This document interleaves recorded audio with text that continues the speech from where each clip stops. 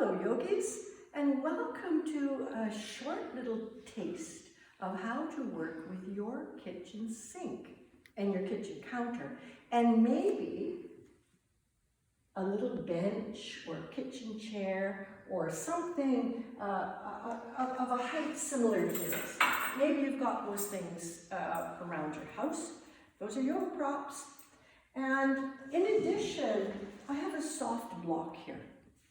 It's something that if it fell on your noggin wouldn't hurt, and a belt.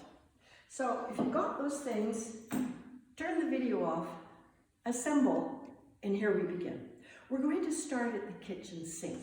Now obviously this is not a kitchen sink, it's a trestler, but you're going to behave as if it were your kitchen sink by curling your fingers over the sink like this. So my imaginary sink, I'm hanging on to it. And I'm stepping quite close to the front of the sink. The feet are parallel, my elbows are gathered in, and very carefully I'm taking the knees directly forward and coming to a squat like that. And then I'll just stay. Stay to let the spine lengthen right the way down towards the tailbone. Stay to stretch the back body. Stay to find the balance of weight on the feet. Stay to feel the relief of the back body stretching and lengthening. And then to come up, we'll push into the feet and slowly straighten the knees so the knees are facing directly forward as you come up, as you go down. Let's see that again. Curl the fingers over the front edge of the sink. Don't step too far back because you'll want to get your heels on the floor. Spread the skin at the bottom of the feet. Gather the elbows in so they're not splaying. And then track the knees directly forward like this. And squat. Hang on to your sink. The sink won't move. You'll see this from the side body, how close the knees can come toward the chest if the groins permit. Then, pushing into the feet, breathe in, elbows gathered in, knees unfolding. The kitchen sink squat. The kitchen counter now. Let's imagine this is the kitchen counter. I have my soft block at the ready, but I'm going to start with the palms on the counter. You'll want to get the heel of the hand. That's this part of your hand where the wrist joins. The heel of the hand and the fingers stretch straight away, and then step back, yogis, so that your legs are vertical. In other words, straight up and down from the floor. And from the back of the shoulder, from here, this is the back of the shoulder joint, stretch along the top of the arm, right out through your fingers. And then spread the shoulders away from the sides of the neck. And gently gather the abdomen away from the floor into the body, firm the legs, and stay. Just stay as your body lengthens away from the counter. Shoulders go wide, abdomen in, legs firm. Stay and feel the body uncoiling from its compactness. Feel it finding its true length and width. And then lift your head, look forward, and stepping forward, come up. Kitchen counter. Maybe while the tea kettle is boiling, preparing for the morning tea. Take your foam block. See how the heel of the hand comes on the foam block so that the fingers are lengthened? Take the elbows onto your kitchen counter and hold this foam block or something soft, not a hard wooden block, because it could slip and that wouldn't be good. And then step back and separate your feet. And now we're stretching the sides of the armpit region. I'm going to reach across so that you can see this area. And you can see how the armpit is dipping away from the floor. I want to lengthen there. So I stretch the elbows onto the counter a little further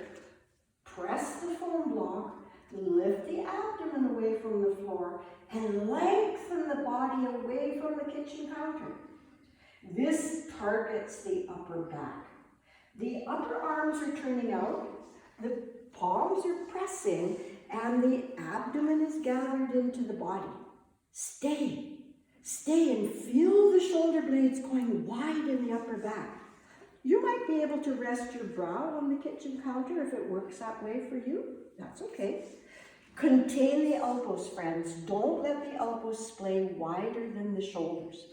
And press the foam block to spread the shoulder blades. When you're ready to come out, lift your head, look forward, step forward, and come up. Those little stretches target the upper body, the arms, but at the same time, they call for the firmness of the legs. These muscles at the front thighs must be engaged so the legs are firm and support you well. You can set your foam block to the side. Now the kitchen counter is a solid feature in your kitchen. It's not going anywhere. So when you step your back to the kitchen counter, you feel the stability and the support. In this position, step your feet 4 feet apart, like that. And then slide your arms along the counter and straighten the arms, straighten the legs. From here, turn the left heel away from you. See how the left foot turns in a little? And spinning on the right heel, turn the right leg out. My chest wants to turn to the right. You can see that. The center of the chest is moving to the right. But I'm moving the chest so the center of the chest is facing forward. Once I get that, I bend the knee. And as I'm bending the knee, I stretch the arms a little further, pressing down into the heel, turning the chest forward, stretching the arms wide. Then the head turns and looks to the right. In Virabhadrasana 2, the pose of the warrior. To come out, the head turns back. The knee straightens, the leg turns, the heel turns away, the left leg turns out. Again, I see, is it possible to stretch the arms further along the kitchen counter? Let's see. Yes, they stretched, and so take that space. Move the arms as wide as they can go. Turn the chest forward, bend the knee. As the knee bends, reach back with the right hand along the kitchen counter so that the torso is vertical. So we're not lunging to the left. Then turn the head, and here's the stable warrior. You can do several standing postures with your back at the kitchen counter. Straightening the leg, turning the left heel out, turning the right leg in. Here's Uttita Trikonasana, going to the right with the left hand on the kitchen counter for support. First, the length comes in the right side body, and the reach comes of the side ribs. See how the left hand is hanging on here for support? How the right hand comes onto the leg, and then turn your back to the kitchen counter. Look up at the kitchen ceiling. Uttita Trikonasana. This right side of the pelvis has to move back toward the left heel. You can see that, how much this outer right hip moves back. And then the spine turns, and we gaze upward. And then we gaze forward and come up, and there's the counter for support. Turn the right leg forward, turn the left leg out, stretch the left side body up, lengthen the left side ribs along the thigh, hand down. Tuck that outer left hip back to the right heel, turn the trunk so that your back is turning toward the kitchen counter.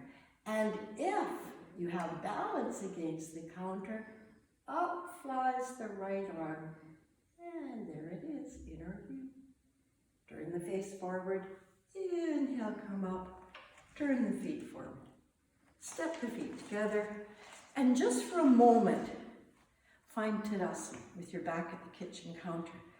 In Tadasana, I'll turn my back to you so that you can see with your back on the counter, against the front of the kitchen counter, this action, this top to the buttock down action, very important. The tailbone sweeping under you, very important. And above the pelvis, this lift of the lumbar spine. Kitchen counter will help you to find those actions. The last pose for this little series is half moon pose. It's a balancing pose on one leg, but the kitchen counter will stabilize you. Step the feet apart. Turn the entire right leg out. Here I'm taking the left hand to the waist and pivoting over this right leg. I step the left leg in. I raise the left leg. See how the hands might take your hand down to the kitchen cupboard and you're holding on to the counter with the left hand. This left leg is pointing away from the counter. You're turning your back to the kitchen counter. Ardha Chandrasana. When you're ready to come out, look forward, step down, and turn around. Here we go to the left. We're holding on with the right hand. We're stepping onto the left leg. Here's the balance. Here's the strength. Slide your left hand along that cupboard. You see how I've chosen to take the right heel onto the counter? I'm hanging onto the counter and turning my back toward the counter to look up. When I come out, I look down and step down. And that, yogis, is a short video on how to work with your kitchen counter. Next week, we'll add to it. Remember, go looking for a little bench or stool or chair or maybe even a stable little kitchen step ladder. Anything but a window ledge. And next week, we'll show you how to work with that, your phone block, and that. Namaste, and thank you.